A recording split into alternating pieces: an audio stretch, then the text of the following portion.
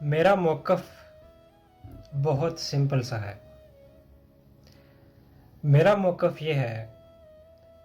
کہ اگر آپ کو کسی دوسرے کی عزت نفس کا خیال نہیں تو پھر خواہ آپ کوئی بھی ہوں، میں آپ کو انسان نہیں سمجھتا۔ اور یہاں کسی دوسرے سے میری مراد ہر ذی روح شے ہے،